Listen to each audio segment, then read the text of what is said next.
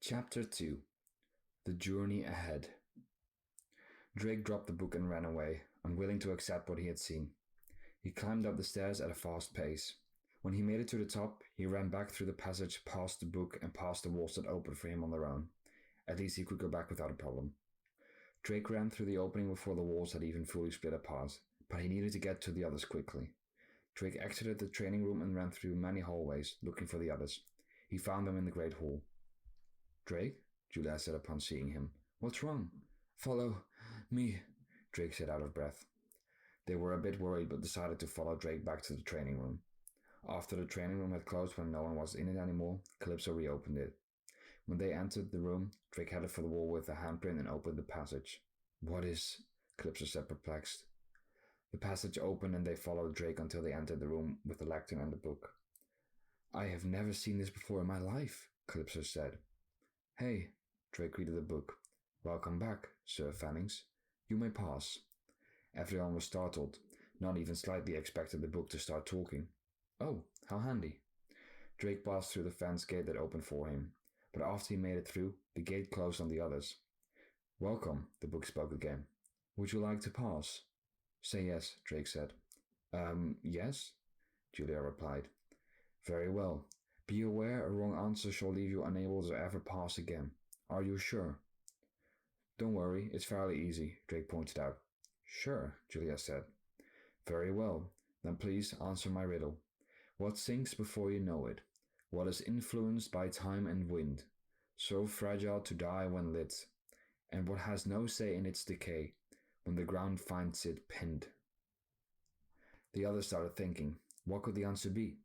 After a minute or two of everyone discussing what the answer could be, Drake pointed something out.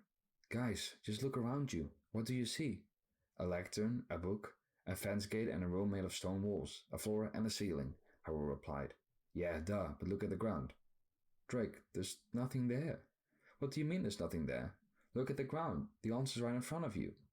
"Drake, he's right. There's nothing there," Julia said. "You are unaware of who you are, Sir Fannings," the book said. "They are all alone on this matter. They cannot see what the Creator built for the greatest bloodline in history. Perhaps you should let them try themselves, grant them access to the forbidden knowledge fairly." Drake looked at his friends in confusion. Yeah, honestly, not a thing he said so far made sense. Drake forgot what the book told him right away. "Anyways, good luck solving it." The others continued thinking. Drake couldn't help but giving out one hint. He summoned the flame and tried to get Julia's attention. She noticed Drake was trying to help and paid close attention to him. He extinguished the flame and with the same hand pointed at her. Julia knew what it meant. It had something to do with her power. Something regarding Flora. Julia kept thinking thoroughly. Something that sinks, dies when lit. Fire burns plants. But what sinks? Time, wind, something unable to control itself or too easily influenced by something else. It decays once the ground finds it pinned, once it hits the ground. And she knew the answer. "It's leaves," she said. "Well done, you may pass. Use the knowledge you gain wisely." The fence gate opened for everyone. "You really don't see the leaves on the ground?" Drake asked as they started walking through the passage. "You're imagining things," Harold replied. Eventually they entered the library, and everyone was wonderstruck by the construction no one knew of. "This is unbelievable," Calypso said, perplexed again. "I've lived here for so many years and I never knew of this place." "So what did you want to show us?" Harold asked. "You're standing in it, you doofus," Maya said. "Well, actually, not exactly. Follow me," Drake said. They started going down the stairs. Once they all were at the bottom floor, Drake grabbed the book that shocked him so much. But as he grabbed it from the shelf, he realized something odd. How did it get back on the shelf? He dropped it when he left. "Weird," Drake said. He ignored it and opened the book. "Read the last chapter," he said as he gave it to Calypso. She started reading a few of the chapters that she skipped through out loud. Prehistoric predecessors, Bronze Age, the Age of Gods, the Millennials, the... "What is it?" Harold asked, who couldn't see what she was reading. Calypso looked up in fear. "The Ice Age?" Maya said, who was able to read ahead. "Can I?" Maya took over the book from Calypso and started reading the text. "The Ice Age. Another Ice Age will emerge from the darkness. This age will plunge the world in an eternal cold, and no life will remain sustainable. This is the only age that can be altered. To prevent the world from this eternal cold, One must find the carrier of the initials CK. The sacrifice of CK can prevent the end of all life. Day of the final blizzard, 31/12/2015, midnight. But that leaves us with like 9 days, Harold pointed out. And how come you found this now? Is it just coincidental that you're the first to find proof of the end of all times right before it happens? Faith? Drake said, confused as well. So CK, anyone any idea? Calypso? Julia asked. But Calypso shook her head. She had no idea, seemingly. I didn't even know this place existed. You think this is true? Maya asked. It's been snowing heavily for the past few weeks, and it's only gotten worse. It's never been this much, Calypso explained. Our winter was early this year as well, Drake said. Hold on, you mean this means our world is in danger as well? Harrow asked. It has been unusually cold, Drake replied. Well, I suppose we have to start somewhere, Calypso said. Follow me. Maya put the book back on the shelf, and they all followed Calypso back up the stairs, all the way back to the Great Hall. After the Great Hall, they entered a conference room. Calypso walked towards a wooden cabinet, opened it, and came back with a map. This is a map of all of Rosium. She laid the map down on the table and unrolled it. Here's Dragonia, she pointed out. If we want to find who or what this CK is, we'll have to look everywhere. With the days we have, this should be possible. Dragonia is mainly inhabited by creatures, but if CK refers to a person, you have more luck outside of Dragonia. I recommend traveling through Uranian towards Venus. Venus is not exactly populated, but in fact dead and abandoned. Enough people live in Taraku. Perhaps more answers can be found there. It's a desert, so I wonder what the land is currently like. Afterwards, End won't do much for you, but if you can cross the sea, Inflatus is the biggest inhabited land of all of Rosium. That if that doesn't work out, there's Mammalian, Gande, and Astro. Who knows? And that? Julia asked as she pointed at a land Calypso had left out. That's Kratos, she said. I don't recommend going there. No one lives there and it's covered in ever-active volcanoes. Ever-active volcanoes? That doesn't sound natural, Drake said. It isn't. Anyhow, good luck to all of you. I will contact Haven and see what the gods can do for us. I'll notify Dragonia and get as many people as possible in on our search. Thank you, Calypso, Drake said. I'll see you all soon, Calypso replied. They said goodbye for the time being and left the palace. First, they wanted to go back to their homes to alert their families, but that had to wait. As they took their first steps outside, they noticed shocking scenery. No! Drake shouted. Calypso came running outside and noticed what was happening. Arian, Sapphira, and Hank were being attacked by peculiar, dangerous figures. Furies! Calypso shouted. What are they doing? They're supposed to take revenge on those who have done harm. What are they? Julia asked. Vengeance goddesses from the underworld, but this doesn't make any sense. The creatures were extremely atrocious and flying around with their bat-like wings. Drake didn't hesitate and went in for the attack. He moved his hands together and summoned a beam of fire.